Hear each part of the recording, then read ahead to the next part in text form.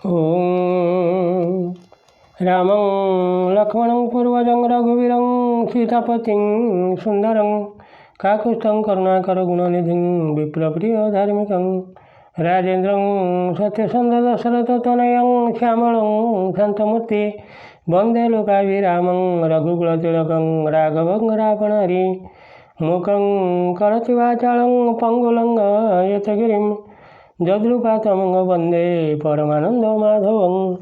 ରୁଚୁ ନ ରୁଚୁ ଖାଇବା ପିତା, ରୁଚୁ ନ ରୁଚୁ ଖାଇବା ପିତା, ସମ୍ପୂର୍ଣ୍ଣ ଶୁଣିବା ରାମଙ୍କ କଥା, ସମ୍ପୂର୍ଣ୍ଣ ଶୁଣିବା ରାମଙ୍କ କଥା। ସେ ରାମ ଆମକୁ କରିବେ ପାରି, କଳିକାଳୁ ଆମ୍ଭେ ଯିବା ଉଦ୍ଧରି। ସେଇ ଭକ୍ତବତ୍ସଳ ରାମଚନ୍ଦ୍ର କି ଜୟ, ସେଇ ଭକ୍ତବତ୍ସଳ ଭଗବାନ କି ଜୟ, ସେହି ମର୍ଯ୍ୟାଦା ପୁରୁଷ ରାମଚନ୍ଦ୍ର କି ଜୟ, ଲକ୍ଷ୍ମଣଲାଲ जी की जय, भरतलाल जी की जय, शत्रुघ्नलाल जी की जय, सीतादेवी की जय, संकटमोचन हनुमान की जय। मोर प्रिय श्रोताबंधुମାନଙ୍କୁ ନମସ୍କାର କରି ଆରମ୍ଭ କରିବାକୁ ଯାଉଛୁ। ଏ ସମ୍ପୂର୍ଣ୍ଣ ଧାରାବାହିକ ସମ୍ପୂର୍ଣ୍ଣ ରାମାୟଣ କଥା ଆପଣମାନେ ଶୁଣୁଛନ୍ତି। ପରଶୁରାମ ତାଙ୍କ ଜୀବନିକା କହୁଛନ୍ତି, ମର୍ଯ୍ୟାଦା ପୁରୁଷ ରାମ ଶୁଣୁଛନ୍ତି। ଆପଣମାନେ ପୂର୍ବ ଅଧ୍ୟାୟରେ ଶୁଣିଥିଲେ, ପରଶୁରାମ କହୁଛନ୍ତି ଆମ୍ଭ ପିତାଙ୍କୁ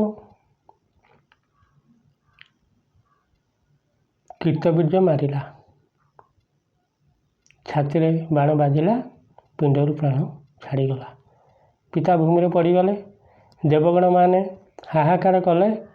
କାମଧେନୁ ଉଚ୍ଚ ସ୍ୱରରେ କାନ୍ଦି କାନ୍ଦି ଯାଇ ବୈକୁଣ୍ଠପୁରରେ ପହଞ୍ଚିଲା। ପିତାଙ୍କ ମରଣ ଦେଖି ଆମ ମାତା ରେଣୁକା ପିତାଙ୍କ ଶବ ଧରି କାନ୍ଦୁଥିଲେ। ମୋର ଭାଇ, ଚାରି ଭାଇ ଯାକ ସେଠାରେ ଉପସ୍ଥିତ ଥିଲେ। ମୁଁ ସେତେବେଳେ ପୁଷ୍କର ତୀର୍ଥରେ ରହି ତପସ୍ୟା କରୁଥିଲି। ଲୋକଙ୍କ ଠାରୁ ଶୁଣି ଶୋକାକୁଳ ଅବସ୍ଥାରେ ବିକଳ ହୋଇ ଆସିଲି। ଦେଖିଲୁ ପିତା ମରି ପଡ଼ିଛନ୍ତି, ମାତା ଚାରି ଭାଇ କାନ୍ଦୁଛନ୍ତି। ମୁଁ ମଧ୍ୟ ତାଙ୍କ ସହିତ ବହୁତ କାନ୍ଦିଲି। ମାତା ଆମ ପାଞ୍ଚ ଭାଇଙ୍କୁ ସବୁ କଥା ବୁଝାଇଲେ।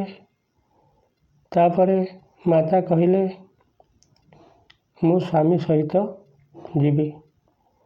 ତୁମେ ପାଞ୍ଚ ଭାଇ ସୁଖେ ଦୁଃଖେ ତପସ୍ୟା କରୁଥିବ, ପିତା ଶତ୍ରୁ ସହିତ ଯୁଦ୍ଧ କରିବ ନାହିଁ। ମୁଁ କହିଲି, ସେ କଥା ମାତା ତୁମେ କୁହ ନା।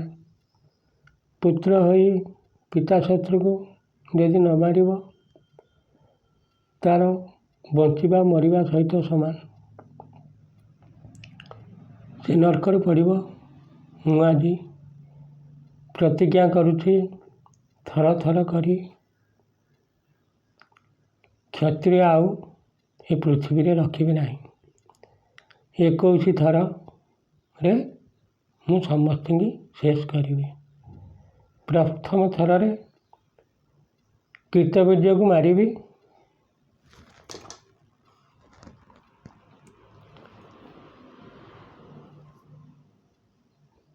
ତାରି ରକ୍ତରେ ପିତୃତର୍ପଣ କରିବି। ଅଗ୍ନି ଲଗାଇ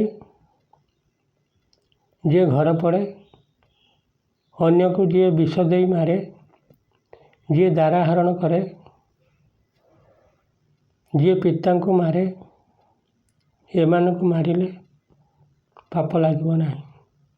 ଏସବୁ କଥା ମାତାଙ୍କ ପାଖରେ କହୁଁ କହୁଁ ଆମର ପିତାମହ ଭୃଗୁ ଋଷି ଆସି ପହଞ୍ଚିଲେ। ଆମ୍ଭେ ମାତା ପୁତ୍ର ପ୍ରଣାମ କଲୁ। ଆମକୁ ଆଶ୍ୱାସନା ଦେଇ କହିଲେ, ତୁମେ ଉତ୍ତମ କୂଳରେ ଜନ୍ମ ହୋଇଛ, ତୁମର ବାପା ମହାଜ୍ଞାନୀ ଯମଦଗ୍ନି ଋଷି, ତୁମେ ଅଜ୍ଞାନୀଙ୍କ ଭଳି କାନ୍ଦୁଛ କ'ଣ ପାଇଁ? ଜନ୍ମ ହେଲେ ତ ଦିନେ ନିଶ୍ଚିତ ମରିବ, ମଲେ ପୁଣି ନିଶ୍ଚିତ ଭାବରେ ଜନ୍ମ ହେବ।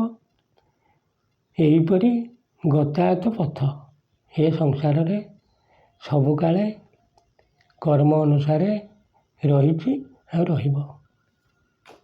ଦବି ମାୟା ବଳେ ସୃଷ୍ଟି ଆବୃତ ହୋଇଛି, ସବୁ ମିଛ, କେବଳ ସଂସାରରେ ଈଶ୍ୱର ହେଲେ ସତ୍ୟ। ଜ୍ଞାନୀମାନେ ଏଭଳି କଥାରେ କେବେ ଦୁଃଖ କରନ୍ତି ନାହିଁ। ଈଶ୍ୱରଙ୍କ ଇଚ୍ଛା ଅନୁସାରେ ସଂସାର ହୁଏ, ପିଲା ଜନ୍ମ ହୁଏ, ଟିକେ ବଡ଼ ହେଲେ ମାୟା ମୋହରେ ପଡ଼ି ତୁଚ୍ଛା ଭ୍ରମଣ ଏ ପ୍ରାଣୀ କରନ୍ତି। ଈଶ୍ୱର ସର୍ଜନା କଥା ପ୍ରାୟ କେହି କହନ୍ତି ନାହିଁ। ଦେହରେ ଖାଲି ଜରାୟୁ, ମଳ, ମାଂସ, ଅସ୍ଥିରେ ଗଢ଼ାଏ ଶରୀର ସବୁ।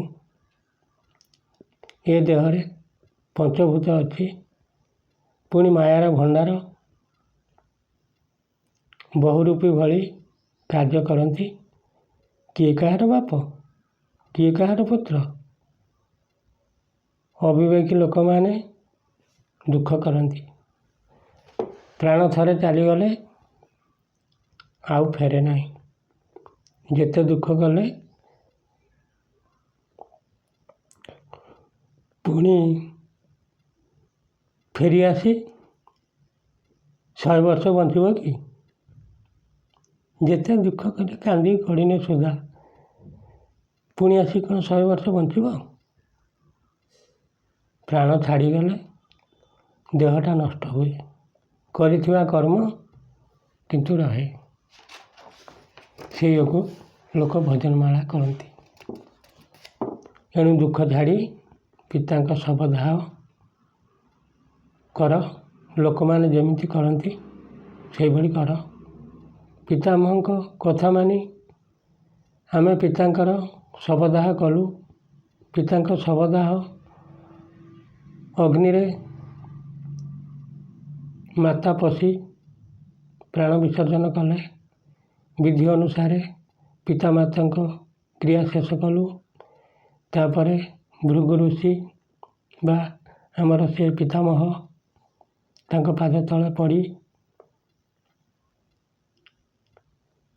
ତାଙ୍କରି କଥାରେ ବ୍ରହ୍ମାଙ୍କ ପାଖରେ ଯାଇ ନିବେଦନ କଲି। କହିଲି, ମୁଁ ଯମଦଗ୍ନି ଋଷିଙ୍କ ପୁତ୍ର, ତୁମ୍ଭର ପଣନାତି ହେବି। ମୁଁ ଅତି ଦୁଃଖରେ ତୁମ୍ଭ ପାଖକୁ ଆସିଛି, ମୋ ଦୁଃଖ ଟିକେ ଶୁଣନ୍ତୁ। ଦିନେ କୀର୍ତ୍ତବୀର୍ଯ୍ୟ ରାଜା ମୃଗ କରିବାକୁ ଯାଇଥିଲା। ରାତି ହୋଇଯିବାରୁ ଉପବାସରେ ରହିଥିଲା। ସୈନ୍ୟ ସହିତ ସରୋବରରେ ସ୍ନାନ କରୁଥିଲା। ଉପବାସ କଥା ଶୁଣି ଆମ ପିତା ତାଙ୍କୁ ଡାକିକି ଖାଇବାକୁ ଦେଲେ।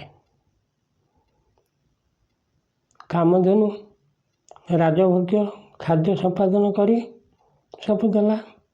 ସମସ୍ତେ ଆନନ୍ଦରେ ଖାଇସାରି ସେ କୀର୍ତ୍ତବୀର୍ଯ୍ୟ ଦୁଷ୍ଟ ରାଜା କାମଧେନୁକୁ ଆମ ପିତାଙ୍କୁ ମାଗିଲା। ମୋର ପିତା କାମଧେନୁକୁ ନ ଦେବାରୁ ରାଜା ମୋର ପିତାଙ୍କୁ ମହାଶକ୍ତି ବାଣ ମାରି ଜୀବନରୁ ମାରିଦେଲା। ମୋର ପ୍ରିୟ ଶ୍ରୋତା ବନ୍ଧୁଗଣ, ଆଜି ଏତିକିରେ ଥାଉ। ପୁଣି ଆପଣ ଶୁଣିବେ ଆସନ୍ତାକାଲି ଆଗାମୀ ଅଧ୍ୟାୟରେ।